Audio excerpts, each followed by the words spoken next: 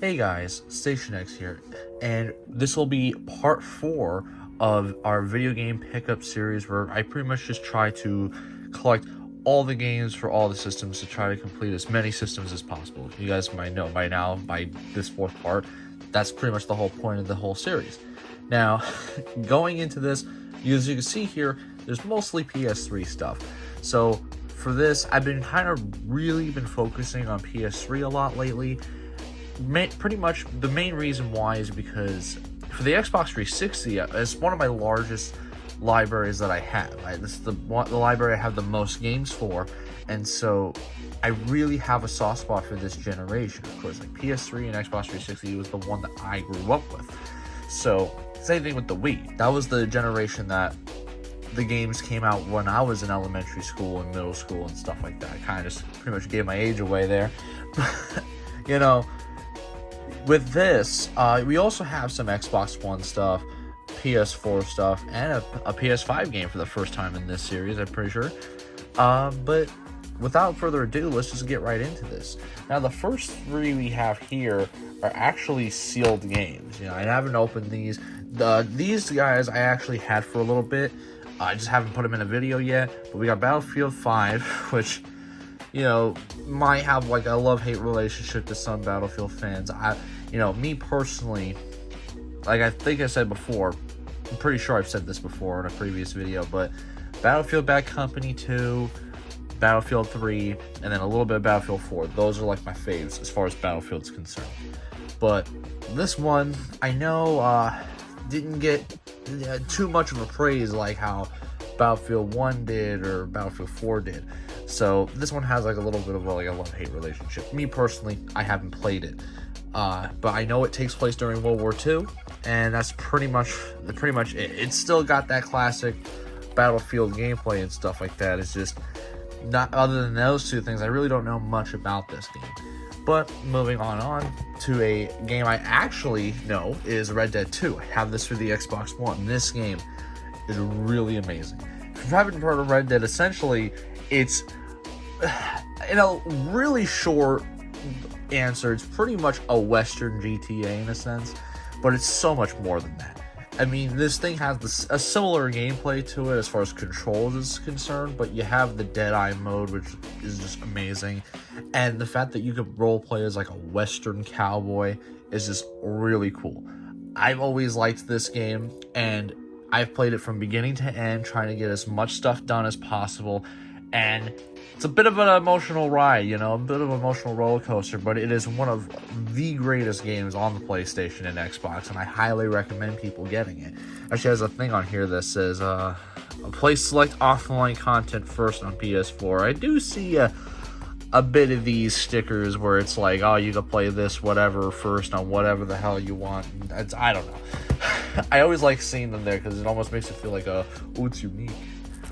And we have Uncharted Legacy of Thieves Collection. This is a very recent release. Now, I have pretty much all the Uncharted games. Now, I'm only missing the original Uncharted as far as its original version, because otherwise I have the Nathan Drake collection, which has all of them. I have Lost Legacy and Uncharted 4 already, so I didn't necessarily need this physical version of it, because I'm pretty sure I could have just gotten it for free. It's like a free upgrade sort of deal. But, you know me. I like having my my physical copies. And so I knew, as far as PS5 is concerned, I was going to end up getting this eventually at some point. And I never actually really played Lost Legacy all too much. I think I got into 1 or 2 chapters because I kind of got burned out towards the end, because I was playing them back to back to back. I played 1 through 4, and it was just, while those are amazing journeys, I think it was just not playing as Nathan Drake for the first time. It was just kind of like, it didn't feel the same to me. I want to give this another shot, though. Since I have this for PS5 now, I'm definitely going to play Lost Legacy on here, just so that I can really give it another shot. And it's in the best version it could possibly be at this point. So, I mean, hey, better time to start it now than never, never at all. But going on to the PS3 games, we got a classic Rock Band. This is the first one. This is before they started releasing these things every year, and so they kind of died off. This was also like competing against Guitar Hero, where you just do the whole band instead of just the guitars and stuff, which was always a fun time. Now, most of my friends who I ever heard play this game, I usually back in the day would hear them play on Wii. Never really on PlayStation or Xbox. I always saw like the Wii version as like the most common to me. And so seeing it on PS3 and 360 and stuff like that, it's nice to, you know, see as a treat, because I never really saw these too much at friends' houses. It's always the Wii ones, because the Wii was the most common. But one thing that was just kind of annoying about Rock Band games and Guitar Hero is that you had to get those physical guitars really to get like the full experience and stuff. And with this specifically, you needed the guitar, you needed the drum set, which was like the hardest thing to get, the microphone, and whatever else you needed. It was just like all these different accessories, which I do keep in mind, they were cool, but just releasing them all the time was just kind of what burned out the series and stuff. So now that's why you don't really see it as much anymore. And then we got more Assassin's Creed. Now, if you've seen the PS3, like that whole PS3 dedicated episode to video game pickups, you know that I have. Now, not only do I have the Xbox 360 versions, when they first came out, I would buy them on the Xbox like day one, but I never had the PS3 versions. Now I have the Assassin's Creed 3 for PS3 and Assassin's Creed 4, because the last drop, it was Assassin's Creed 1 through Revelation, so pretty much the entirety of Ezio and Altair's story. And then we have Assassin's Creed 3, which ends the Desmond storyline, and then kind of, in a sense, continuing it without having Desmond there, Assassin's Creed 4 Black Flag. And so this game in particular is just really cool to me, like both of these. But like this one, just because I think of it more so as a pirate game than anything. And of course, both of these have this little thing on here where it's like exclusive gameplay to PS3, which is, again, just always a nice thing to see, just because it's like, I don't know, I just find them entertaining to have on the cover. Although I kind of wish it wasn't this thing was just an eyesore. At least this kind of blends into the cover more. This one says 4 exclusive single player missions only on PS3, which is cool, I guess. I don't know. I've played a little bit of this to try to find those missions, and I didn't really notice a difference. I couldn't really, you know,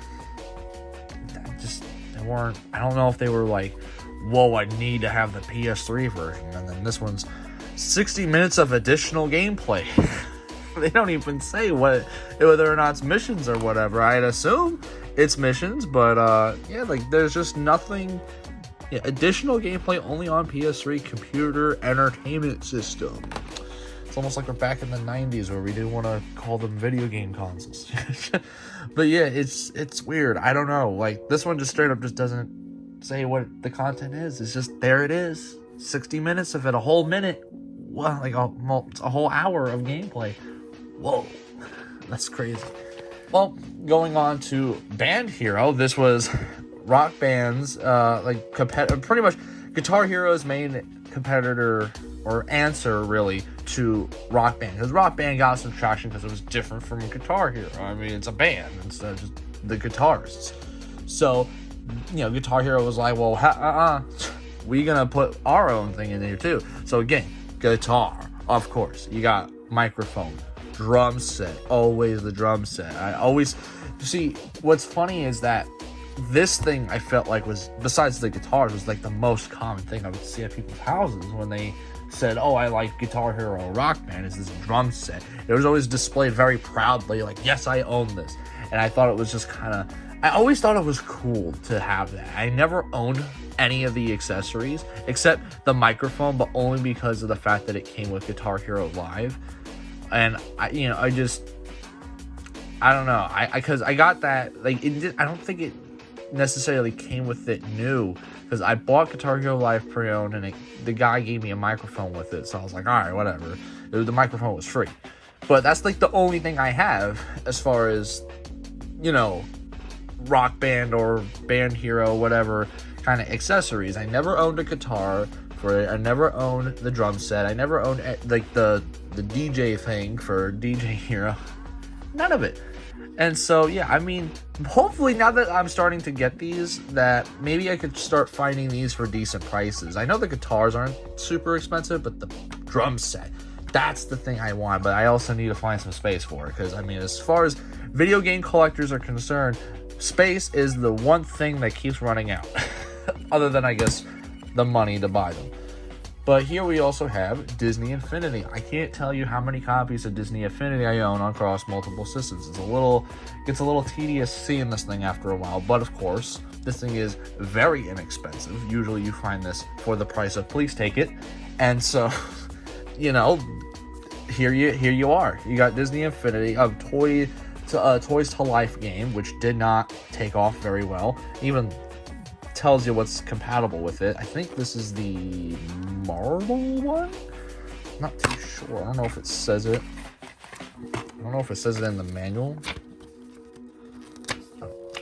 I don't see any pictures or anything. Nah. I'm pretty sure it's the Marvel one, because the 1.0 was just regular Disney characters, you know, the ones that you expect to be in a Disney game. And then you had 2.0, which was, I'm pretty sure, the Marvel one, and then 3.0 was the Star Wars one.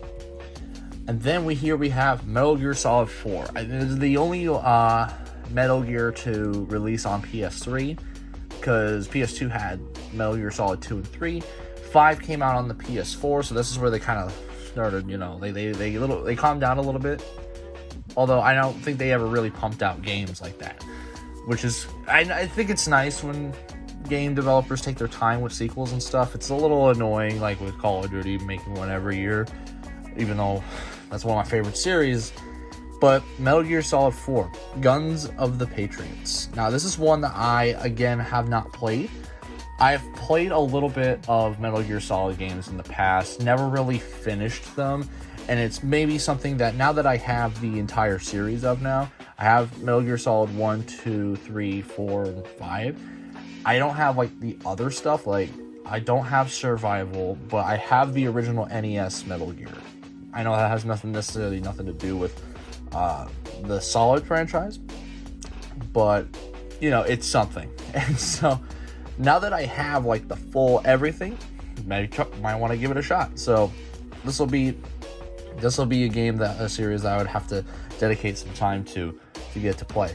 Not too much to really say about it, because I'm not familiar with that game in particular. But something that I am very familiar with is Call of Duty. Now, this is, like, I've owned, like, all the Call of Duties.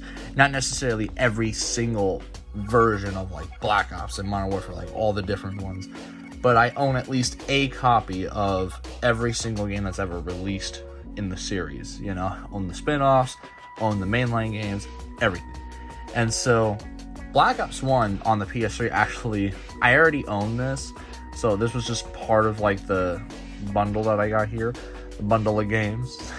I already owned this thing in particular, because I remember, like it was yesterday, it was like I know this is an M-rated game, but it was like my 10th birthday. I've been wanting to get it because I had the other Call of Duties. I was like, yeah, man, you know, Call of Duty's like, it was really awesome. I loved it.